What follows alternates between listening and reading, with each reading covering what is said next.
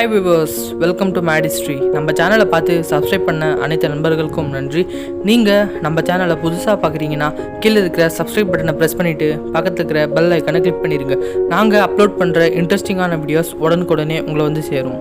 நம்ம இன்னைக்கு செம்மையான இன்ட்ரெஸ்டிங் ஃபேக்டை பற்றி தான் பார்க்க போகிறோம்.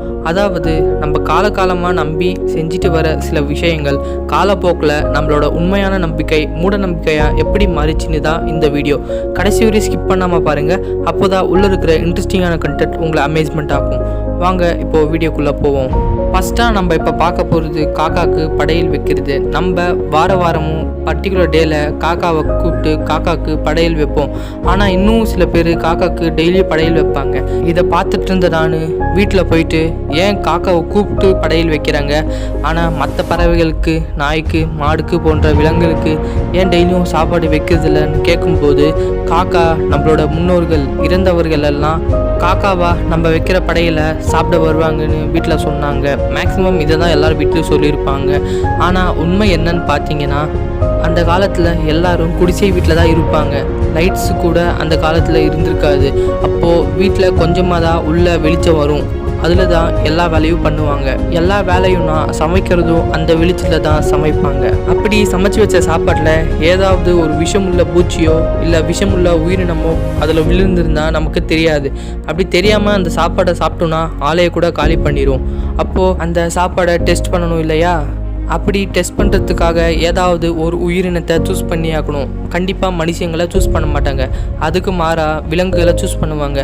நம்ம நாயை எடுத்துக்கிட்டோன்னா அது காவலுக்காகுது, அதனால் அதை விட்டுட்டாங்க. அடுத்ததாக மாடு பார்த்திங்கன்னா நம்மளுக்கு பால் கொடுக்குது.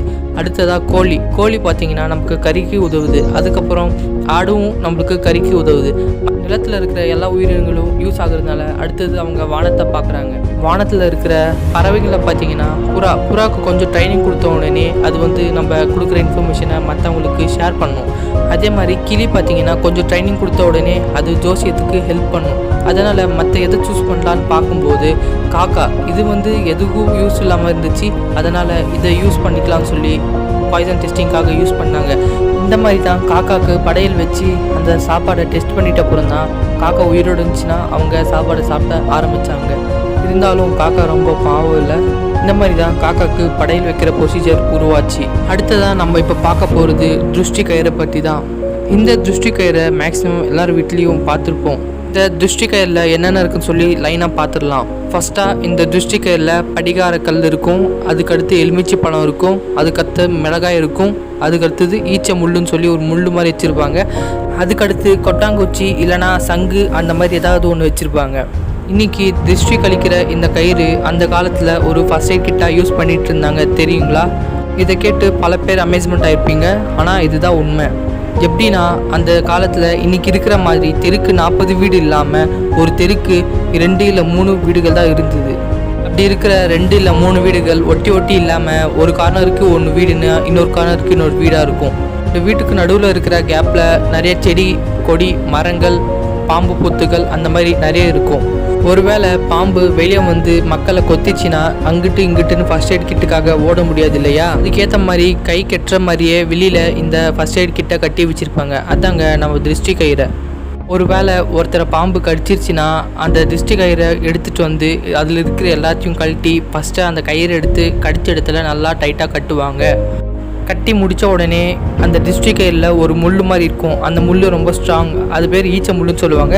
அந்த முள் எடுத்து கடித்த இடத்துல கீறி விடுவாங்க. கீறி விட்டு உள்ளே இருக்கிற பாய்சனை வெளியே எடுத்து விடுவாங்க. இதுக்கப்புறம் படிக்கார கல்லுன்னு சொல்லுவாங்க. அந்த கல் எடுத்து கீரன இடத்துல தேய்ப்பாங்க. ஏன்னா அந்த கல் ஒரு ஆன்டிபயோட்டிக்காக ஆக்ட் ஆகும். இதை வந்து மேக்ஸிமம் நம்ம முடிவெட்டுற இடத்துல பார்த்துருப்போம். எங்கேயாச்சும் பிளேடு பட்டுச்சுன்னா தேய்ச்சி விடுவாங்க. அதுதான் அது. அதுக்கப்புறம் அவங்கக்கிட்ட இருக்கிற பச்சை மிளகாவும் லெமனையும் சாப்பிட சொல்லுவாங்க. அப்படி சாப்பிட்டப்புறம் லெமன் புளிப்பு இல்லாமலையும் பச்சை மிளகா காரமாக இல்லாமலையும் வேறு டேஸ்ட்டாக இருந்துச்சுன்னா அவங்களோட விஷம் தலைக்கு ஏறிச்சுன்னு அர்த்தம். ஏன்னா விஷம் தலைக்கு ஏறிச்சுன்னா எல்லா சென்ஸையும் கொலாப்ஸ் பண்ணிடும். அப்படி ஏதாவது ஆயிட்டு இருந்துச்சுன்னா அவங்ககிட்ட இருக்கிற சங்கு இல்லைனா கொட்டாங்குச்சியில் அங்கே இருக்கிற மருந்தை ஊற்றி தருவாங்க குடிக்க சொல்லி. இந்த ஃபர்ஸ்ட் எய்ட் கிட் டாக்டர்கிட்ட போகிற வரையும் ஹெல்ப் பண்ணும். இதுதான் நம்மளோட ஃபர்ஸ்ட் எய்ட் கிட் திருஷ்டி கயிறில் மாறின ஃப்ளாஷ்பேக். ஓகே ஃப்ரெண்ட்ஸ், இந்த வீடியோ பிடிச்சிருந்தா லைக் அண்ட் ஷேர் பண்ணிடுங்க. அப்படியே மறக்காமல் நம்ம சேனலுக்கு சப்ஸ்கிரைப் பண்ணிடுங்க. இந்த வீடியோ பற்றின கருத்துக்களை கீழே இருக்கிற கமெண்ட் பாக்ஸில் கமெண்ட் பண்ணுங்கள். அப்படியே உங்களுக்கு எந்த மாதிரி வீடியோ வேணும்னு கேளுங்க, நாங்கள் அப்லோட் பண்ண ட்ரை பண்ணுறோம். தேங்க்யூ.